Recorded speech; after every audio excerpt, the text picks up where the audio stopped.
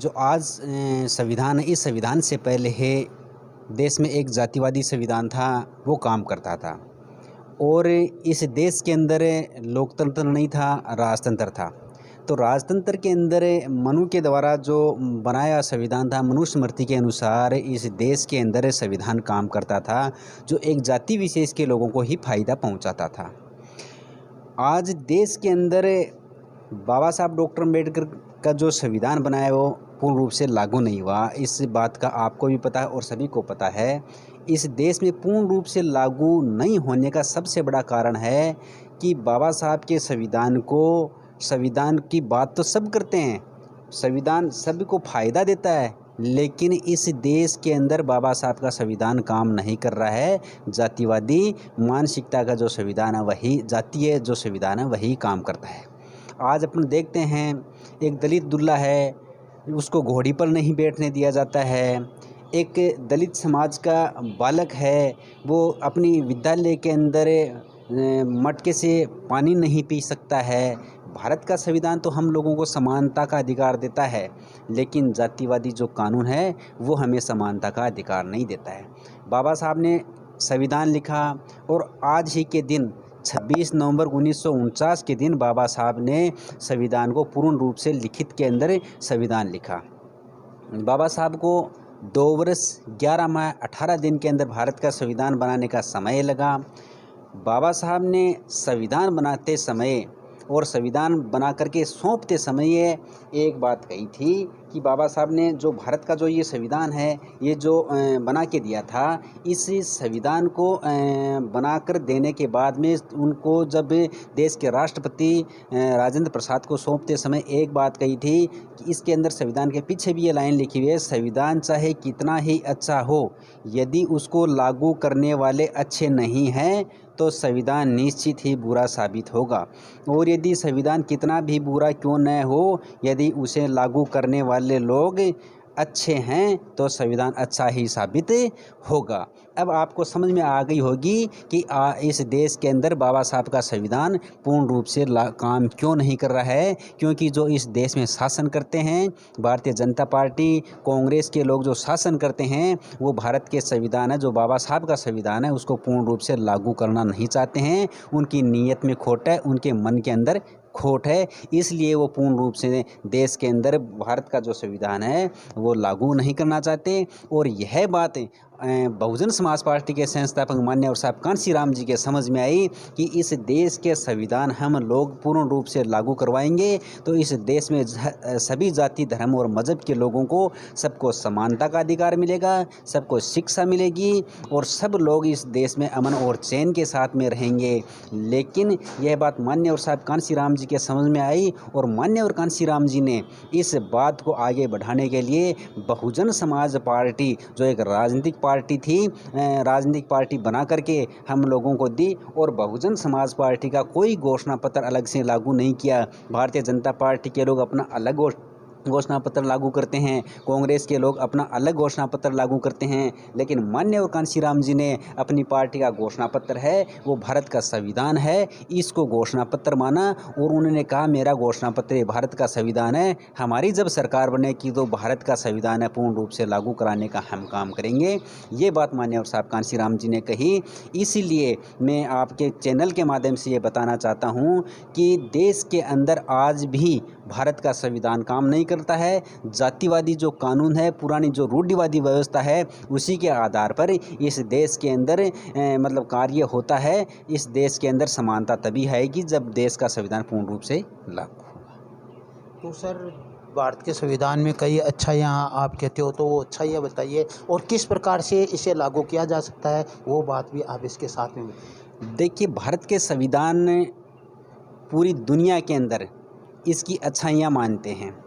भारत का संविधान लिखित संविधान है और भारत के संविधान के अंदर 395 अनुच्छेद हैं, 22 भाग हैं, 12 अनुसूची हैं भारत के संविधान के अंदर। और लिखित हर जो आर्टिकल है वो लिखित रूप से बाबा साहब डॉक्टर अम्बेडकर हम लोगों को लिख करके दे के गए हैं। संविधान मतलब बहुत ही अच्छा संविधान इस देश का साबित इसलिए हो रहा है कि यह सभी जाति, धर्म, मजहब, प्रकृति, पेड़ पौधे सबको समानता का अधिकार देने का काम करता है और हर व्यक्ति को न्याय दिलाने का काम भारत का संविधान करता है। और जो विश्व के जो संविधान थे, बाबा साहब डॉक्टर अम्बेडकर अमेरिका में पढ़े, इंग्लैंड के अंदर पढ़े, जर्मनी में पढ़े, फ्रांस में पढ़े, सब देशों में पढ़ करके जो उनके देश के संविधानों के अंदर जो अच्छी अच्छी चीज़ें थी वो भारत के संविधान के अंदर लागू करने का काम बाबा साहब डॉक्टर अम्बेडकर ने किया। इसलिए भारत के संविधान को पूरी दुनिया के लोग सबसे अच्छा संविधान बताते हैं। आपने पिछले दिनों देखा होगा, बराक हुसैन ओबामा जब भारत आए थे, उन्होंने कहा कि इस देश के अंदर अगर कोई चीज़ लेकर जाने वाली चीज़ है तो वो भारत का संविधान है, क्योंकि बाबा साहब ने पूरी दुनिया के मतलब संविधान है उनका अध्ययन किया और भारत के संविधान को यहाँ पर लिख करके अच्छी चीज़ें थी, विश्व की सारी अच्छी चीज़ों को भारत के संविधान में मतलब लिखने का काम किया। तो भारत का संविधान को उन्होंने बहुत अच्छा संविधान बताया था।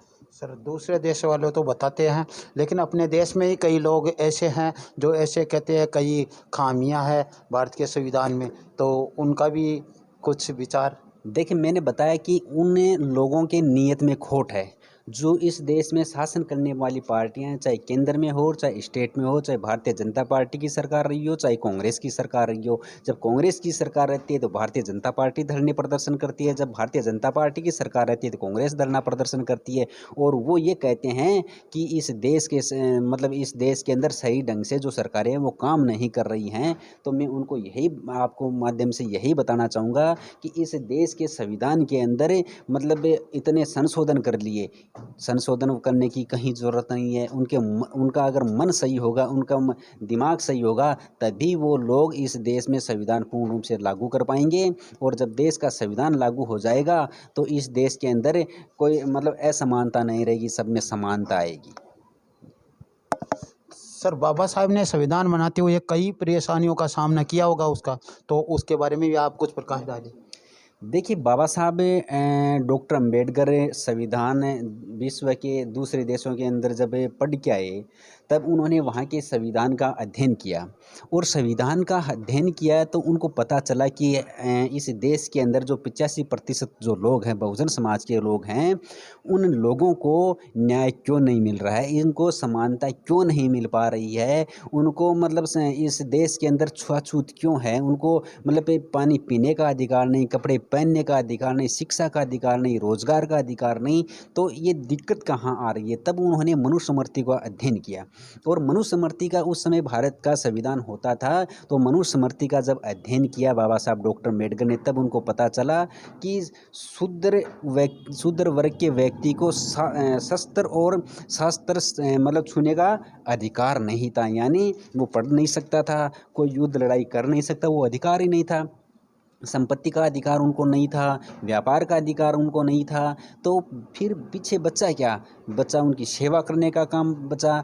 तो भारत के अंदर बाबा साहब को ये बात जब समझ में आई, उस मनुस्मृति का अध्ययन ही उन्होंने किया, तब उन्होंने 1930 के अंदर मनुस्मृति का अध्ययन किया। और उस समय बाबा साहब डॉक्टर अम्बेडकर ने कहा कि यह देश का संविधान है, यह समानता का अधिकार, सबको समानता का अधिकार नहीं देता है, इसलिए मैं इस मनुस्मृति का अध्ययन कर रहा हूँ और इस देश के लिए मैं दूसरा संविधान तैयार करूंगा। और वो दूसरा संविधान बाबा साहब डॉक्टर अम्बेडकर ने जब मतलब इस देश को आज़ादी मिली 15 अगस्त 1947 के दिन, उस समय अंग्रेज़ों का इस देश के अंदर राज था। तो अंग्रेज़ों ने जब देश को आज़ाद करने के लिए कहा, जब यहाँ के जो क्रांतिकारी जो लोग थे उनके प्रयास से देश को आज़ादी जब मिल रही थी, तो उस समय बाबा साहब डॉक्टर अम्बेडकर को भारत का संविधान लिखने का मौका मिला। तो बाबा साहब को संविधान लिखने का जब मौका मिला, तो बाबा साहब डॉक्टर अम्बेडकर इस देश के अंदर संविधान सभा का जब गठन हुआ तो चुनाव के माध्यम से हुआ, चुनाव कराए। तो बाबा साहब डॉक्टर अम्बेडकर ने जब जिस क्षेत्र से वो निर्वाचित होकर के आए थे, वो क्षेत्र पाकिस्तान को यहाँ के लोगों ने, जो जातिवादी मानसिकता के जो लोग थे, उन्होंने पाकिस्तान को गिफ्ट दे दिया। वो क्षेत्र बाबा साहब को भारत की संविधान सभा में न भेज करके पाकिस्तान की संविधान सभा में भेज दिया। लेकिन बाबा साहब अपनी बात पर डटे रहे। उन्होंने कहा मुझे तो भारत, मेरा जब समाज के लोग भारत के अंदर रह रहे हैं, मेरे को भारत देश की संविधान सभा में जाना है, तो मैं पाकिस्तान की संविधान सभा में मैं बिल्कुल नहीं जाऊंगा। उन्होंने वहाँ से त्यागपत्र दिया और बंगाल के अंदर खुलना और जसोर की सीट से बाबा साहब डॉक्टर अंबेडकर वहाँ से दोबारा निर्वाचित होकर के संविधान सभा के अंदर आए। इस देश के अंदर जो बाबा साहब के जो विरोधी जो लोग थे, बाबा साहब के कदम कदम पर रोड़े अटकाने का काम किया। संविधान सभा के अंदर जब गए, जब संविधान लिखने की बारी आई, तो सारे के सारे सदस्य थे वो बाबा साहब को किसी व्यक्ति ने, किसी भी जो संविधान सभा के सदस्य उन लोगों ने कोऑपरेट नहीं किया। बाबा साहब ने अकेले अपने अथक प्रयास से बाबा साहब ने इस देश का संविधान लिखा।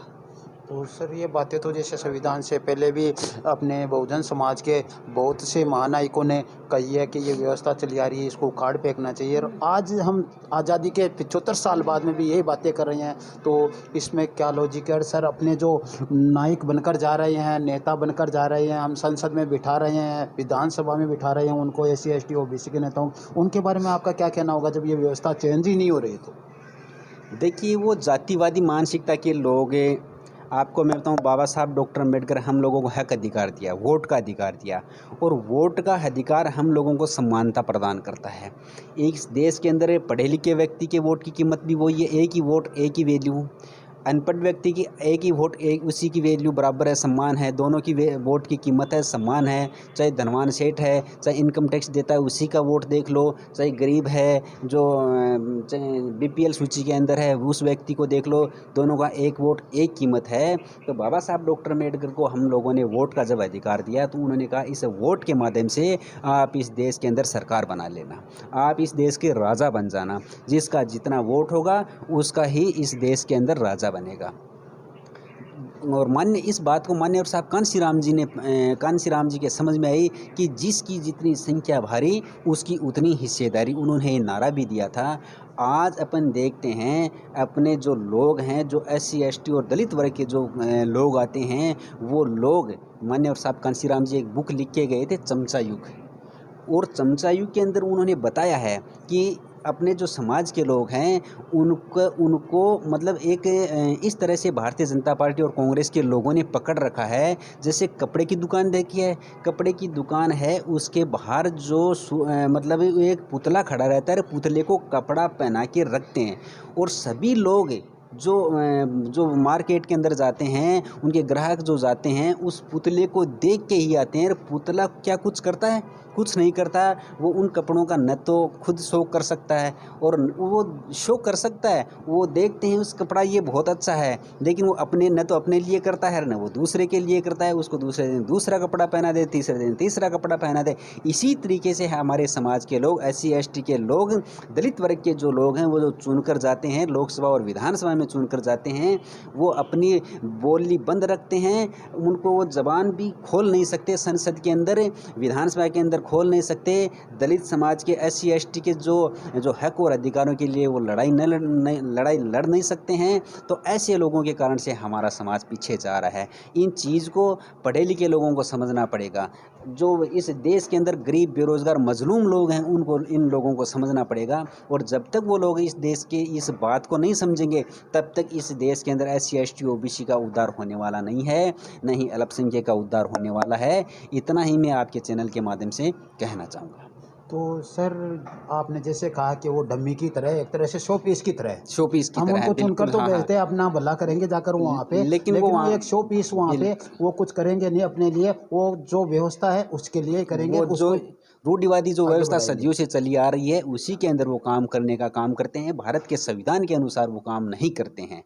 वो लोग मतलब कि चुपचाप बैठे रहते हैं, वो चुपचाप अपने बैठे हिसाब से रहते उनके हैं। तरीके से काम करेंगे ये वो। बात, हाँ जी। तो सर जैसे आपसे पूछा जाए कि कुल मिलाकर आपको संविधान में एक चीज़ पूछा जाए कि कुल सार क्या है, कौन सी चीज़ आपको सबसे अच्छी लगती है, तो आप क्या? देखिए, मैं यही बताना चाहूँगा कि भारत के संविधान के अंदर अपन इस देश के अंदर अगर संविधान को पूर्ण रूप से अगर लागू करवाना चाहते हैं, तो बहुजन समाज पार्टी का साथ देना होगा। आज उत्तर प्रदेश के अंदर जब देश के में अंदर उत्तर प्रदेश सबसे बड़ा प्रदेश था और उत्तर प्रदेश के लोगों ने इस बात को, बाबा साहब की बात को माना, तो उत्तर प्रदेश के लोगों ने वहाँ से जो SC ST के, जो OBC के जो लोग थे, वो बहुत ही मतलब गरीब परिस्थिति से थे और वहाँ से जब उन्होंने अपनी सरकार बनाई, अपने लोगों के बीच में से MLA बनाया, MP बनाया, मुख्यमंत्री बनाया, तो